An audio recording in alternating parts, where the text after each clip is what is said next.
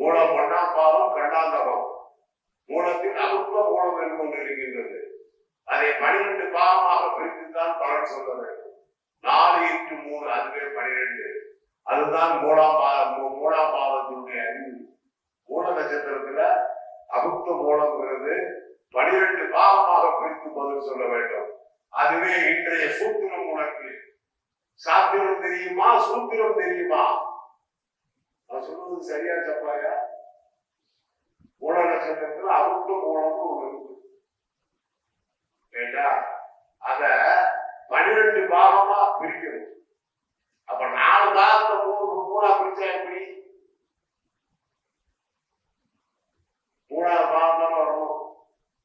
4 × 3 12. அப்போ 1 3 பிரிக்கும் போது எல்லா நட்சத்திரத்தையும் அதான் 3 பாகத்துல தூக்கி போட்டு காதல் தூக்கி சொல்லுவாங்க. புரியுதா? இதுல வச்சு ஜட்ஜ்மெண்ட் கொடுக்கலாம். 3ஆம் பாவத்துக்கு இருக்கக்கூடிய தகுதி அரசு வேலைக்கு உள்ள தகுதி.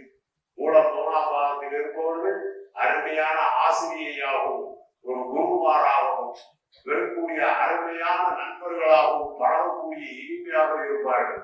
ஆனால் 5 நட்சத்திரத்துக்கு ஒற்றுவர். 11வது நட்சத்திரம். உங்கள் ஜோதிடம் படித்த அனைவருக்கும் ஒன்றை சொல்லுகின்றேன். எவர் ஒருவர் 11வது நட்சத்திரமாக இருக்கிறாரோ அவருடன் தொடர்புகளோ அவருடன் சொத்து சம்பந்தப்பட்ட விஷயங்களையோ ஜோதிட நண்பர்களாக இருந்தால் நீங்களே ஒருவரை ஒருவர் அடித்து மறைத்து போய்விடுவீர்கள். எந்த நட்சத்திரம் ஜோசியக்காரங்களும் சரி, 11வது நட்சத்திரம் ஜோசியக்காரங்க கூட பழகாது. தெளிவா சொல்லிட்டாங்க. இப்ப நான் சேர்ந்தேன், அவங்க அப்படி சொல்லிட்டாங்க, இவங்க இப்படி சொல்லிட்டாங்கன்னு சொல்லக்கூடாது. எந்த 11வது நட்சத்திரம் இருக்கிறது எதுக்கு யாரும் பேசிட்டு தண்ணி உட்காந்தா தண்ணி கொண்டாடி 3 நட்சத்திரம் பார்த்தா சரி தெரிஞ்சுக்குவேன். வாப்பா வாப்பான்னு போடுவேன். ஏன்னா பிறகு எனக்கு தெரியுது அது தெரியுதுன்னு தெரியாது. பூ இந்த மூல நட்சத்திரம் சொன்னால கொஞ்சம் தண்ணி உட்கார்ந்து ஒரு அரை தொந்தரவு. எந்த நட்சத்திரத்தையும் நீங்க சமாதானப்படுத்தி விடலாம். ஆனால் உங்கள் நட்சத்திரத்துக்கு 11வது நட்சத்திரத்தை எண்ணி பாருங்கள். மகத்துக்கு உத்திராடம் பிதிர்தோஷம் வந்துடும், அங்கேயே சட்டம் வந்துடும். சூரியன் நட்சத்திரம் நான் போட்ட கணக்கு நீங்க வீட்டுக்கு போய் 3ஆம் பாதத்தை போட்ட கணக்கை கொஞ்சம் டைவர்ட் பண்ணி பாருங்க, அதுவே சரியா இருக்கும். சரியா? அடுத்தது போராட்டம். மக நட்சத்திரத்துல 3ஆம் பாதத்துக்கு அரசு வேலை, ஆசிரியர் வேலை, குருமார்களுடைய வேலை, கோயில்ல பெரிய தலைமையா இருக்குது. எதுனாலும் அவங்க பெரிய அதிகாரியா இருப்பாங்க. அவங்களால பூராடம் 3ஆம் பாதம். பூராடம் 3ஆம் பாதம். இந்த பூராடம் 3ஆம் பாதத்துக்கு கண்டிப்பாக உடல்நல குறைவு.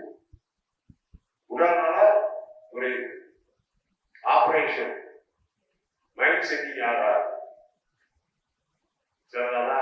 அப்ப அவங்களுக்கு அரசு வேலை கண்டிப்பா கிடைக்காதான்னு கேட்கணும். நிச்சயமா கிடைக்கும். ஆனா அவங்களால சர்வீஸ்ல ஃபுல்லா இருக்க முடியாது. பாதிலே உடல்நலம் சரியில்லாம டிஸ்கண்டினியூ ஆகி வெளியே வந்துடும். ERS கொடுத்துருவோம். அடுத்தது உத்திராடம். உத்திராடம் 3ஆம் பாதத்துக்கு போகும்போது மகர ராசிக்குள்ள போயிடும். அங்கே இந்த உத்திராடம் 3ஆம் பாதத்துல இருக்கிறவங்க தற்பெருமை பேசியே அந்த பதவியை ஓச்சி கட்டிட்டு போயிடுவாங்க. எடுத்து வச்சுருக்காங்க. அவங்க பதவியில வாயால் கட்டவன் யாருன்னா உத்திராடம் 3ஆம் பாதம் தான். சும்மா இருக்க மாட்டான். பேசி கவிச்சாலும் ஏற்ற செடி ஜெம்ம செடி வர்ற காலத்துல எழுதக்கூடாதெல்லாம் எழுதி பேப்பர்ல அவங்களுடைய சிக்கல்லாம் வரும். அப்ப அவர் அரசு வேலை பார்ப்பாரு. அவங்களுடைய செயல்பாடால சஸ்பெண்ட் ஆயிடும். நான் சொல்ல புரிஞ்சுக்கிட்டீங்களா? உத்திராடம். அடுத்தது திருவோணம் 3ஆம் பாவம். கண்டிப்பாக இவர்கள் செய்ய வேண்டிய காரியம், இவர்களுக்கு அரசு பதவி கிடைத்தாலும் உத்திராடத்தினுடைய கடைசி பாவம், திருவோணத்தினுடைய முதல் பாவம், 3.25 நாளையில் அபிஜித் என்னும் ஒரு நட்சத்திரம் இருக்கின்றது. அந்த அபிஜித் என்பதை மூர்த்தமாகவும் எடுத்து குழந்தை பெறலாம், மூர்த்தமாக எடுத்து கல்யாணம் வைக்கலாம். சரியா? அபிஜித் அந்த அதுல ஒரு குழந்தைய பிறகு வளர்ந்துகிட்டு இருக்கு. நானே ஆபரேஷன் பண்றது டைம் முடிச்சு கொடுத்து எடுத்து வளர்ந்துட்டு. இப்போ விஷயத்த காட்ட போறேன். இந்த அபிஜித்தை பத்தி நீங்க எல்லாரும் இதுவரை நினைச்சுக்கிறீங்க. இப்ப விருச்சிக ராசியை வைத்துத்தான் இந்த செவ்வாய் பகவானுடைய காலங்கள் நேரங்கள் அனைத்தும் கணிக்கப்பட்டு இந்த விருச்சிக ராசிக்குள் எப்படி கிரக மண்டலத்திற்குள் ஒரு மனிதனுடைய ஜாதகத்தில் 8ஆம் பாவத்தில் அடைபட்டு அவருடைய வாழ்க்கை எப்படி இருக்கும், அந்த வாழ்க்கையினுடைய தத்துவங்களை பற்றி எல்லாமே வச்சிருக்கேன். ஆனா உங்களுக்கு இந்த படிக்கிறீங்க இல்லையா, அவங்களுக்கு செட் பண்ணிருக்காங்க. துருவ கணிதம் என்று சொல்லப்படக்கூடிய ஒரு கணிதம், அதுக்கு பச்சைலையும் சொல்லி சொல்லுவாங்க. லாபி சூச்சாரா நம்மளாம் குறிச்சு கொடுக்குறோம்ல, 0 1 11 346 ஏதோ போடுறோம், அந்தந்த டிஸ்ட்ரிக்டுக்கு தகவல் போடுறோம். இந்த துருவ கணிதம் எங்கே இருக்கின்றது? இந்த துருவ நட்சத்திரம் ஜாதகத்தில் எங்கே அமைகின்றது? அது விருச்சிகமான செவ்வாயுடைய தேடனுடைய இடத்திலே எந்த பாகத்திலே அந்த துருவம் அமைந்திருக்கின்றது? இப்ப காட்ட போறேன், அந்த செடியையும் காட்ட போறேன், அந்த உருவத்தையும் காட்ட போறேன். அதை வச்சுதான் உங்க வாழ்க்கை. ஒரு ஜாதகத்தோட துருவத்தை பார்த்தாச்சுன்னா இப்ப என்னையா இருக்கு? இந்த பகவான் தான் துருவம் என்னும் ஒரு விருச்சிக ராசியினுடைய சிலேத்தும உருவம். விருச்சிக ராசியினுடைய தேவனுடைய அம்சத்தினுடைய உருவம். சரியா? இதுல இந்த வலது பக்கம் இடது பக்கம், இந்த இடது பக்கம் அவன் தான் துருவ முனிவன். துருவ நட்சத்திரம் அங்கதான் இருக்கு. வானில் ஒரு துருவ நட்சத்திரத்தை கண்டேன் சொல்ற துருவன் இதுக்குள்ளதான் இருக்கார். அப்ப ஜோசியம் அடிப்படையில் இருந்து மேச ராசியில் இருந்து விருச்சிக ராசிக்கு சற்று உத்வேகம் கொடுக்கக்கூடிய நிலை வரும்.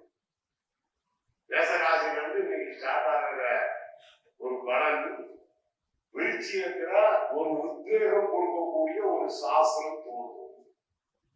அது இன்று ஞாயிற்றுக்கிழமை பூர நட்சத்திரம், சனிக்கிழமை சனி ஓரை, அதுல ஆய்வு நட்சத்திரத்துக்காக நான் தூக்கி காட்டுறேன், பார்த்துக்கோ. இதான் அதனுடைய உருவம். சரியாக அடிச்சு விட்டுச்சா? இந்த துருவ கணிதம் தான் இதுல சூரியன், சந்திரன், செவ்வாய் 9 கிரகம் இது உடம்புக்குள்ள உட்கார்ந்து இருக்கு. எந்தெந்த பாட்டுல உட்கார்ந்து இருக்கு? சரியா? இதை வைத்து பலன் சொல்லும் முறையே அடியே குறிக்க போகும் முறை. இது கூட கணக்கு போட்டு சொல்லும் போது வெற்றியா தோல்வியா?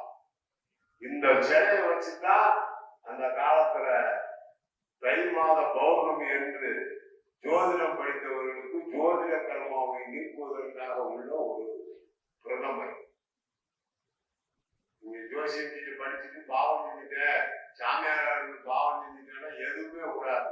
விருஷம் என்பது மரம், விருச்சிக ராசி என்பது செவ்வாயினுடைய ஒரு அம்சம். ரைட்டா? இந்த சிலதான்